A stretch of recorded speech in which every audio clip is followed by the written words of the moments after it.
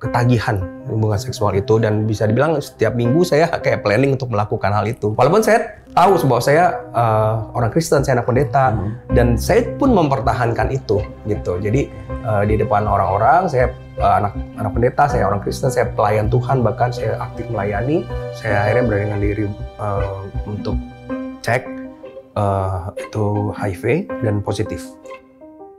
Nggak tahu itu yang nularin saya siapa, nggak tahu.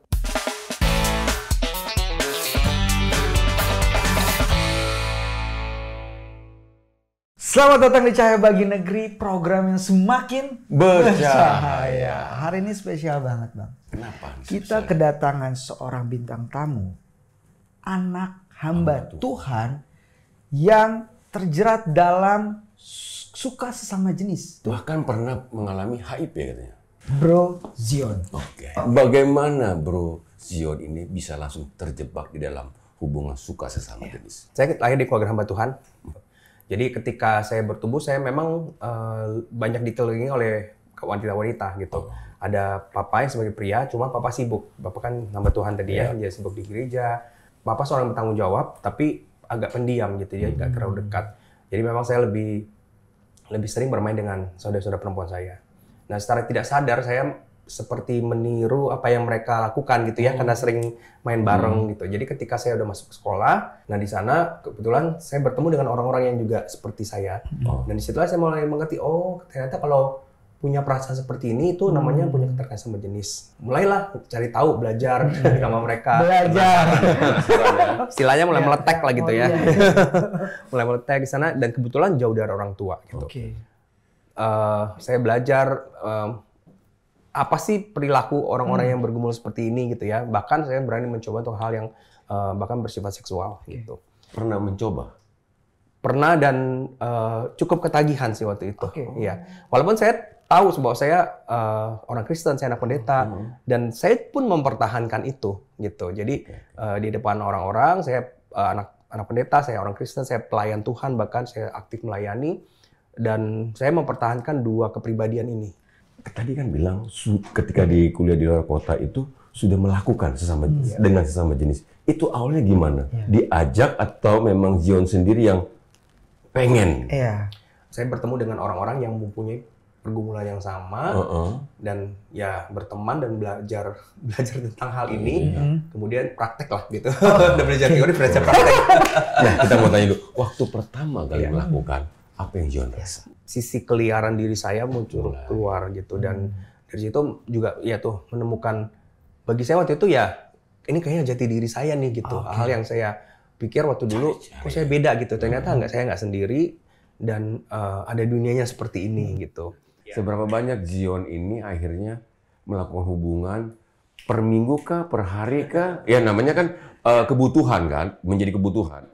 Jadi memang awalnya itu cari tahu ya, penasaran, dan cukup ngeri, takut, ketahuan dan segala macam. Jadi ketika waktu itu di Bandung ya saya hanya menjaga diri dengan beberapa circle. Tapi ketika kemudian sudah kembali ke Jakarta, sudah bekerja, punya uang dan segala macam, memang akhirnya dosa itu semakin nagih gitu ya. Gitu. Jadi saya lumayan ketagihan hubungan seksual itu, dan bisa dibilang setiap minggu saya kayak planning untuk melakukan hal itu. Tapi maksudnya dengan pasangan, punya pacar laki-laki atau berganti-ganti? Ya, ini kasusnya bisa macam-macam. Tapi di saya waktu itu kecenderungannya itu memang lebih mencari hubungan seksualnya gitu. Walaupun memang sempat menjalin hubungan juga dengan pria. Pernah bertanya nggak dalam diri, kenapa sih di momen itu gitu, kenapa ya? Maksudnya hamba Tuhan udah biasa. Sebenarnya saya terus bertanya. Iya, Iya, karena dari firman Tuhan tahu ya bahwa nggak ada yang mustahil bagi Tuhan. Tuhan mampu menolong gitu. Tapi dalam prakteknya waktu itu saya merasa kok saya kayak tidak berdaya ya untuk kayak menahan nafsu ini gitu. Seperti orang tuh ini seperti kebutuhan gitu. Orang haus harus minum gitu, dan saya waktu itu seperti ada kebutuhan akan seks ini, dan saya harus memenuhi itu. Setelah kerja dapat duit, mulai mencari, karena kan Bro tadi bilang haus, jadi harus dipenuhi. Apakah Zion membeli atau karena cuma dugem pertemanan atau memang bagaimana? Lebih banyak sih ketika ada di tempat umum, kita punya radar sih sebenarnya bisa tahu dari tatapan mata sih. Nah, Gimana tuh? bener nggak? Maksudnya saya kadang-kadang ya kayak naik kendaraan umum, misal ada pria gitu ngeliatin lu. Nah, Kalau begini coba tatapan mata. Kalau itu usil mana? iya. Mungkin kurang lebih seperti itu ya sebenarnya ya. Jadi kalau kita tatapan balas mata, gitu, terus dia agak lama menatap gitu ya. Seperti itu. nggak takut ketahuan. Takut ketahuan. Jadi hati-hati sekali. Jadi waktu itu benar-benar juga berhati-hati sih. Saya berusaha banget untuk nggak menggabungkan dua dunia ini. Jadi saya udah janji nggak ngapain dengan orang-orang di gereja. Menurut Zion, apa yang paling sulit keluar dari ikatan dosa itu? Ada bentuk kecanduan-kecanduan yang seringkali itu di luar kontrol kita gitu. Kita tahu teorinya, tapi waktu kita mau melakukan pengen keluar gitu, apalagi dengan kekuatan sendiri ya, itu sulit sekali. Nah, sampai di Amerika itu, atau kan luar negeri lah katakanlah, ke luar negeri, Zion terjebak lagi. Nah, jadi waktu itu kan udah dengan tekad nih, dengan niat dan segala macam. Memang di negeri orang waktu itu saya nggak berani untuk bertindak yang jauh banget gitu. Tapi hasrat itu masih terus menggebu-gebu. Akhirnya jatuhnya ke pornografi dan masturbasi. Jadi pagi siang kuliah, malam buka internet dan terjebak di sana. Dan itu dilakukan setiap hari. Kok nggak bisa berhenti gitu? Ini mau keluar jadi pendeta kayak apa ini? Jadi hamba Tuhan seperti apa gitu? Jadi waktu itu saya benar-benar kayak frustasi banget. Terus saya bilang, Tuhan, saya udah jauh-jauh nih Tuhan ya, mau ke Amerika. Terus tapi hasilnya masih kayak gini gitu. Itu satu titik balik di mana saya merasa benar-benar udah nggak berdaya. Setelah itu Tuhan berikan keberanian yang belum pernah saya lakukan. Itu akhirnya saya berani cerita dengan satu orang. Bersyukur ya, maksudnya orang ini nggak menolak saya. Dan ternyata di kota kecil tempat saya kuliah itu ada satu komunitas yang melayani orang-orang yang bergumul dengan ketergantungan sama jenis gitu. Atau KSJ lah biar lebih pendeknya ya.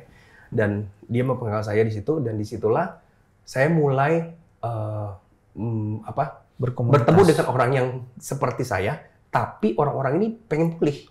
Berbedanya itu ya. Kalau dulu saya memang ketemu orang seperti saya, tapi sama-sama fun gitu. Tapi di sini mereka pengen pulih dengan berbagai macam latar belakang. Dan ada mentor saya yang dulunya dia juga bergumul seperti itu, dan kemarin dia sudah menikah waktu itu. Dan dari sanalah dia mulai memuridkan saya, melayani, dan disitulah saya menemukan akar masalah saya. Gitu. Ternyata saya kehilangan kedekatan emosi dengan orang tua saya, terutama dengan papa. Dan itu membuat saya tuh membutuhkan sekali keintiman atau kedekatan emosi dengan pria. Karena itu saya jatuhnya adalah mencari kedekatan dengan pria. Karena saya merasakan itu kayak obat gitu yang saya butuhkan. Tapi ternyata bukan itu obatnya. Karena gimana mau intim karong orang saya kadang nggak tahu namanya gitu, nggak tahu siapa dia gitu, cuma physically intim gitu. Tapi itu yang dibutuhkan. Ya? Ternyata yang dibutuhkan ada yang kehilangan adalah keintiman dengan sosok ayah gitu. Dan ketika pulang, saya coba lakukan yang pertama, coba mau membangun relasi yang baru dengan papa, tapi ditolak mentah-mentah. Jadi saya coba dekati papa dan saya tanya, Pak, saya mulainya gini, Pak, yuk kita ngobrol yuk. Kayaknya ada yang nggak beres nih sama hubungan kita. Langsung saya dihardik, maksudnya papa langsung menolak gitu. Apaan sih? Baik-baik aja kok. Kenapa sih, kayak aneh banget ngomong gitu. Udahlah, nggak usah. Dan akhirnya saya mundur gitu. Itu membuat luka baru gitu. Dan saya mulai melihat kok nggak ada perubahan ya di keluarga saya. Apalagi ketika saya udah tahu masalahnya, tambah merasa lebih sakit lagi gitu. Membuat saya tuh terluka lagi, membuat saya kayak nyalain Tuhan. Tuhan, kalau kamu mau memulihkan saya, tapi hasilnya saya balik ke keluarga yang seperti ini, buat apa gitu? Saya malah tambah kesepian gitu, tambah nggak tahu harus gimana. Terus ditambah lagi yang kedua, ketakutan saya itu. Ketika pulang saya langsung pelayanan di satu gereja, time pelayanan, dan terbentuk konsep bahwa ketika pelayanan saya harus memasang topeng gitu. Nggak mungkin saya cerita ke orang-orang di gereja saya. Dan saya kembali kayak masuk ke dalam gua lagi. Kembali kayak bergumul tapi nggak tahu mau cerita ke siapa gitu. Ditolak dari keluarga itu membuat saya juga kayak sulit terbuka juga untuk keluarga. Dan itu akhirnya membuat saya kayak marah sama Tuhan. Saya bilang, Tuhan, kalau misalnya pemulihanmu setengah gini, ngapain? Saya kesepian. Ya udah, saya lakukan aja cara saya sendiri. Akhirnya saya mulai terjun lagi, gitu. Kembali lagi ke kehidupan yang lama, kembali punya 2 kepribadian karena saya tetap melayani gereja waktu itu. Menjalin hubungan dengan seorang pria, gitu.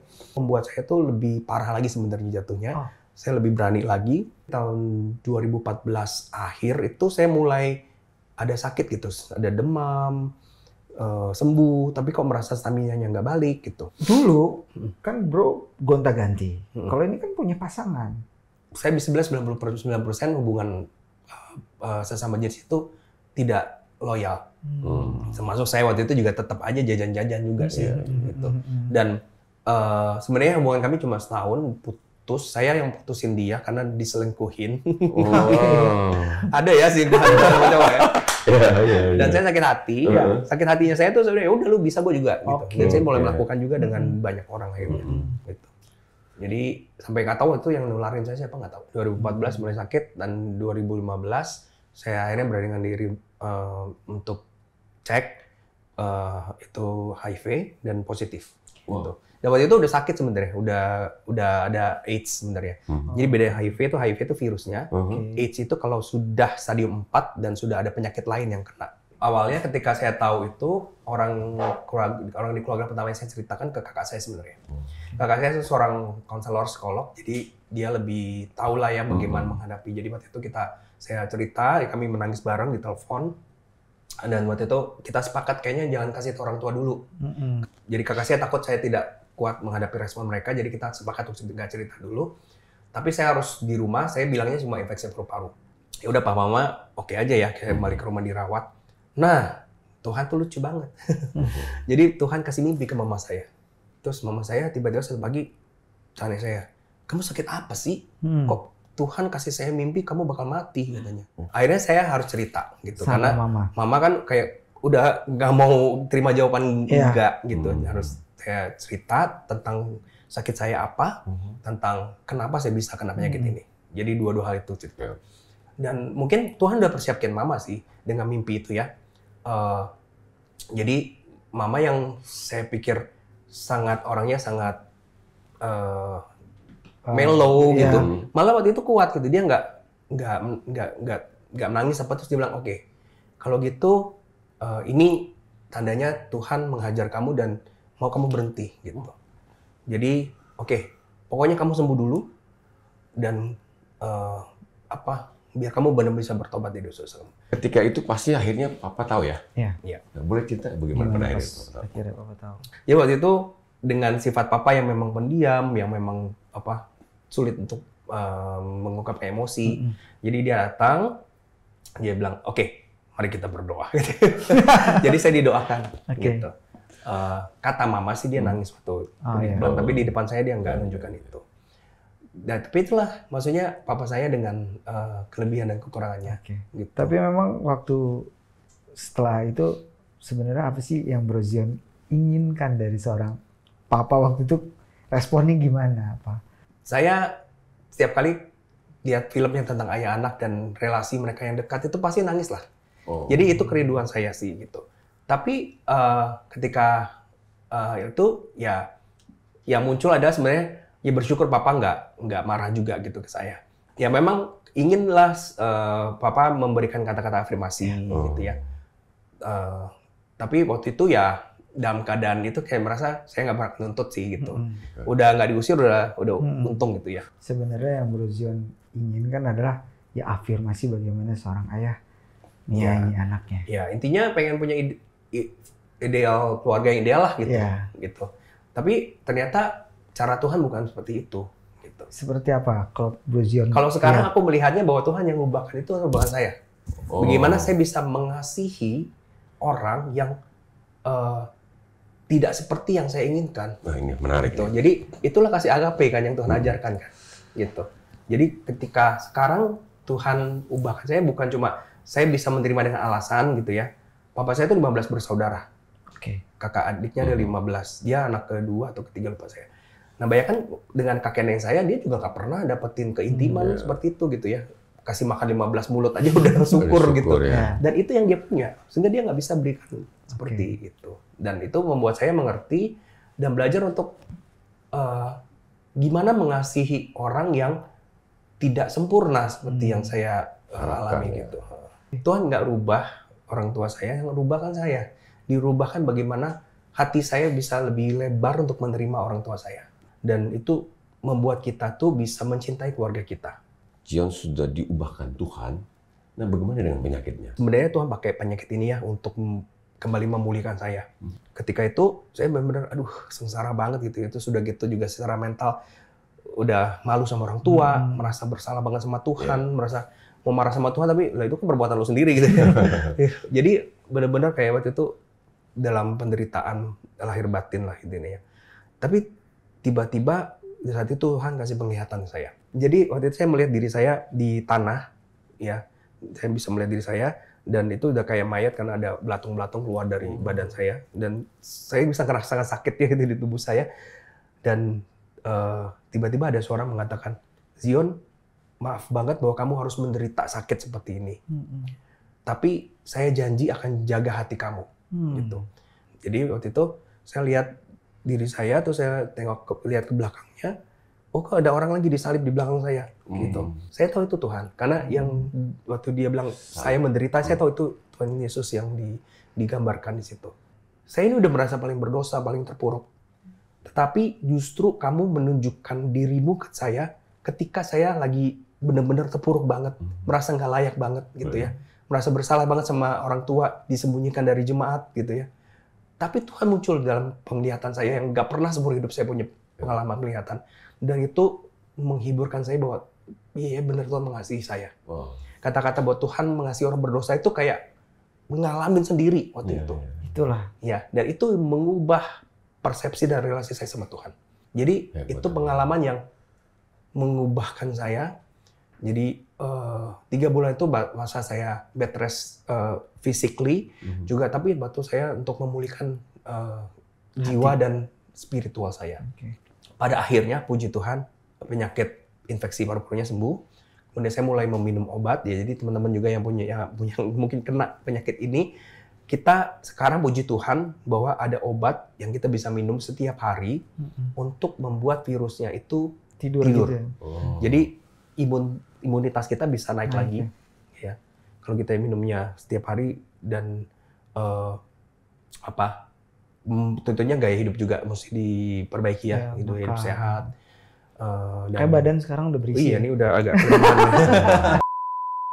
ya, betapa pentingnya keluarga itu ya. Iya, betul sekali. Kalau dari kisahnya Bro Zion ini, keluarga itu adalah tempat sebenarnya kebenaran firman itu diberitakan, anak-anak itu dilindungi, diprotek supaya mereka bertumbuh dengan kasih sayang dan kebenaran firman ya. Ya, untuk menjadi orang tua itu harus terus menjadi lebih baik. Belajar ya. Belajar. Kenalilah anak-anak kalian gitu ya. Nggak cuma mereka punya kebutuhan fisik, sandang pangan papan, tapi mereka punya kebutuhan emosi yang juga perlu. Kalau tidak diisi oleh orang tua, nanti ada yang lain yang diisi. Seperti The Parenting Project. Kita saksikan dulu. Ini kita.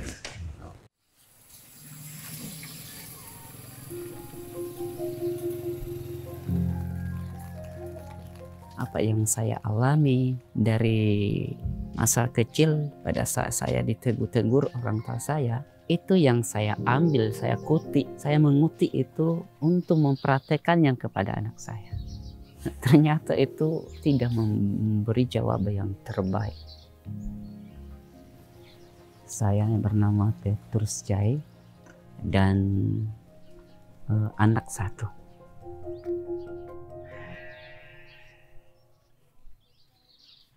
Dalam keluarga, saya memberikan dia tugas nyuci piring, dan setelah itu barulah kamu nengok-nengok HP kan gitu. Karena kesibukan main HP, main game, sehingga dia tidak dilaksanakan seringkali apa yang sudah pernah saya sampaikan.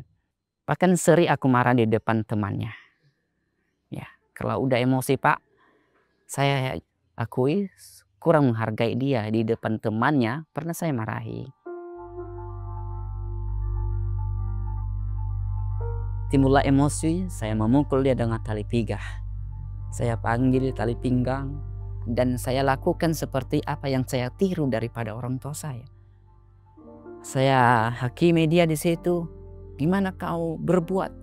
Lalu dia minta maaf. Kalau dia minta maaf, ya gimana kalau perbuat? Pukul aku. Akhirnya aku bilang, sekarang kita pukul ya. Ya, saya habiskan hajar dia hajarnya lah di situ pakai tali pinggang. Perasaan saya cuman sedikit sedih dan agak patah semangat pada saat dipukul. Saya melawan karena sakit gitu rasanya dipukul. Jadi agak kesal. Tiap hari dipukul, diomelin.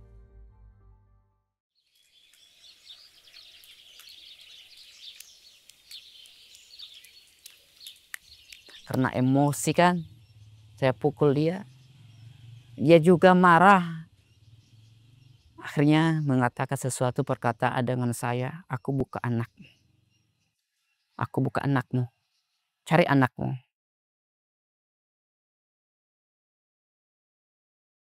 Yang ada kesedihan. Kenapa? Bukan itulah kerinduan saya. Apalagi nama anak satu-satunya. Ya, sampai berkata demikian. Sakit. Kekecewaan sakit. Sehingga saya banyak diam, nggak bisa menjawab. Yang saya lakukanlah hanya bisa saya lakukan untuk mencakapi anak, nggak ada bisa. Karena kekecewaan, sakit hati.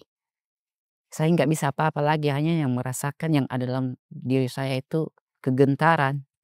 Saya berhenti memukul dia di situ. Karena udah ada kata-kata yang agak menyakiti perasaan saya. 3 hari itu saya nggak cakapi dia. Kalau lewat dia, ya biar aja lewat dia. Diam aja aku. Memang bukan dari niat hati saya, cuman suka keceplosan gitu ngomongnya. Jadi semena-mena saya bukan anak bapak. Itu juga merupakan dari efek sakit hati. Karena tiap hari dipukul, kabar gini.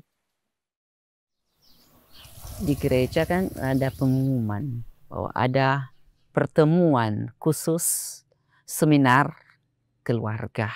Saya mencoba mengikutinya. Akhirnya banyak hal yang saya ketemu di situ. Salah satunya ada di situ pertanyaan. Apa saja yang membuat kita sebagai orang tua itu yang gagal? Nah, kira di situlah merasakan diri kita. Saya ini bukan orang tua yang baik. Kenapa aku bawa-bawa masa duluku? Saya tiru-tiru bagaimana perilaku dari orang tua sampai sekarang saya perlakukan. Mungkin dengan cara itu bukan itu yang menyenangkan anak saya.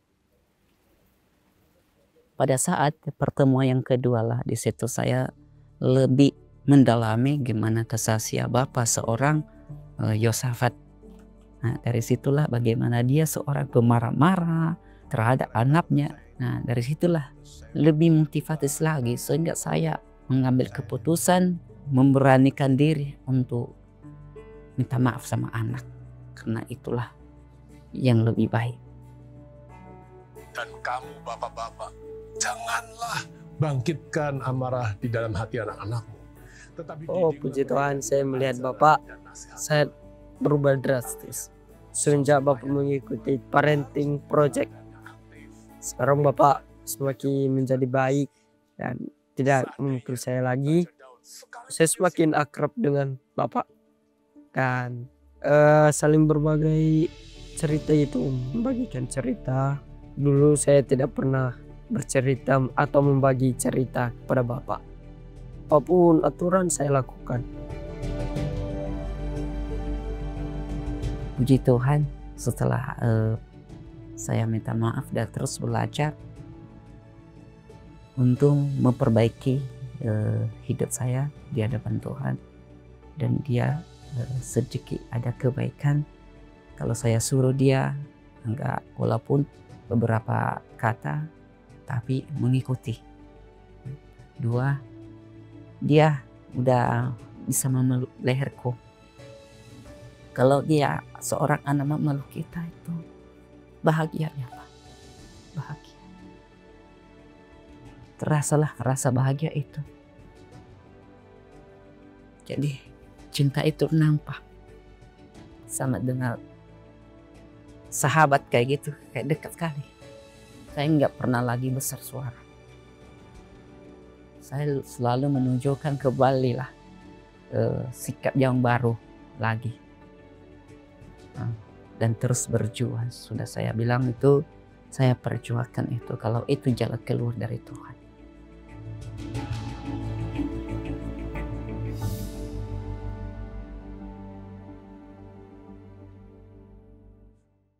Kita di layanan doa CBN juga ada layanan doa Cahaya Bagi Negeri ini 24 jam. Dan ada beberapa yang masuk, salah satunya adalah yang bernama Tamin Agustin. Tamin Agustin ini dia di Pekanbaru. Dia waktu itu di tahun 2024 menghubungi layanan doa Cahaya Bagi Negeri. Dia bilang, doakan dong, papa saya ini butuh pekerjaan. Nah, ketika didoakan dan ternyata sekarang dia memberitahu ayahnya sudah bekerja. Dan kita akan berdoa buat Tamin Agustin ini supaya Tuhan tetap menjaga, melindungi, memberkati orang tuanya dan sehingga pekerjaannya tetap boleh dipelihara oleh Tuhan. Nah, yang kedua. Iya, jadi sebenarnya kalau yang ini adalah dari saudara Rian. Dia pakai narkoba, terikat dengan narkoba, tetapi pas mau bertobat ketangkap. Rian ini waktu itu menghubungi Cahaya Bagi Negeri. Dia bilang ingin bertobat dari narkoba. Iya. Seminggu kemudian dia ditangkap. Dan dia menelpon lagi, berkat doa itu saya ditangkap, sekarang dia bisa pulih. Iya. Doakan dia supaya dia dipakai Tuhan ya. Kayak seperti Bro kan biasanya mengalami sesuatu bisa menjangkau orang lain. Bapa di surga, kami saat ini mau datang berdoa, kami mau membawa saudara kami Tamin ke dalam tangan-Mu Tuhan. Kasih karunia Tuhan juga melingkupi keluarga ini. Mereka mengenal Tuhan yang memberikan damai sejahtera yang melampaui segala akal, sehingga membuat Tamim dan keluarganya benar-benar merasakan akan kasih Tuhan ini. Tuhan, kami juga mau berdoa dan mengangkat doa kami untuk saudara kami Rian, Tuhan. Tuhan, kami berdoa bersama-sama sepakat supaya melalui cara ini Tuhan menghajar anak yang dikasihinya. Tuhan menghajar anak-Mu ini Tuhan dengan kasih sayang-Mu, mengizinkan terjadi hal ini, dan biarkanlah Tuhan Rian mengalami kasih Tuhan yang melampaui segala hal. Tuhan yang menerima Rian apa adanya. Hamba berdoa dan kami sepakat Tuhan Roh Kudus semua membongkar itu semua, membuat Rian Tuhan mendapatkan lingkungan yang baik di mana dia bisa ditolong, bisa dimuridkan, dan dia juga mungkin bisa bertemu dengan orang-orang yang memang Tuhan izinkan untuk menolong dia ya Bapak surga. Kami percaya Tuhan bahwa pemulihan sudah Tuhan sediakan dan suatu saat nanti anak-Mu ini akan juga bisa memulihkan orang lain. Kami bersyukur Tuhan, kami serahkan Rian dan Tamin ke dalam tangan-Mu. Dalam nama Tuhan Yesus Kristus yang hidup dan berkuasa kami berdoa. Amin. Amin. Wah, luar biasa. Jadi buat pemirsa mungkin yang saat ini sedang mengalami persoalan, sesuatu yang mungkin berat diungkapkan, hubungi layanan doa Cahaya Bagi Negeri. Apapun masalahmu, apapun yang kamu sedang alami, ada teman-teman, ada sahabat yang senantiasa menunggu untuk mendoakan saudara. 24 jam, 7 hari dalam seminggu, siang dan malam. Kalau kita balik lagi, malam dan siang. Kayak warung Padang ya, Mak. Hubungi. Ya, jangan ragu. Jangan ragu. Mungkin dari teman-teman yang menyaksikan ini ada yang seperti saya dulu, merasa sangat tidak layak, merasa bahwa udah jauh banget nih tenggelam di dalam dunia hitam ya. Apapun dunia hitam itu, mungkin seperti saya dalam perilaku KSJ, tapi saya mau beritahukan bahwa kasih Tuhan melampaui semua itu. Tuhan benar-benar menerima orang yang berdosa, Dia benar-benar mencintai kita apa adanya, dan jangan takut untuk berseru kepada Tuhan. Tuhan pasti mendengarkan. Ya, firman Tuhan dalam Mazmur mengatakan, Tuhan dekat dengan orang yang hancur hatinya, sehingga Dia pasti akan mendengarkan Anda dan pertolongan akan diberikan. Melalui kesaksian saya juga, saya berharap teman-teman yang berhubung dengan KSJ tahu bagaimana bisa menghubungi. Ada harapan buat kalian. hubungi Cahaya Bagi Negeri atau mau hubungi Transform Life Community. Jadi jangan menyerah, Tuhan punya rancangan yang indah untuk hidup kalian. Yang pasti terakhir, dia bisa berubah nggak? Perubahan pemulihan itu pasti bisa terjadi. Itu yang penting ya. Iya. Dan buat para teman-teman semua yang menyaksikan tayangan ini, kalian merasa diberkati tentu saja. Jadi share, jangan lupa untuk share, bagikan ke semua orang-orang supaya semakin banyak juga orang yang diberkati. Dan juga tinggalkanlah komentar-komentar yang positif, yang menguatkan, atau ingin bertanya, banyak hal juga bisa karena nanti pastinya akan dibalas juga dengan admin kami. Terima kasih sudah menyaksikan tayangan ini pastinya. Dan jangan lupa untuk follow, subscribe. Buat pemirsa Cahaya Bagi Negeri Ya. yang terus menyaksikan acara ini sampai dengan akhir, kami sangat berterima kasih. Ya. Luar biasa. Saya Charlie. Saya Raimonski. Dan saya Zion Cendana. Tuhan Yesus memberkati.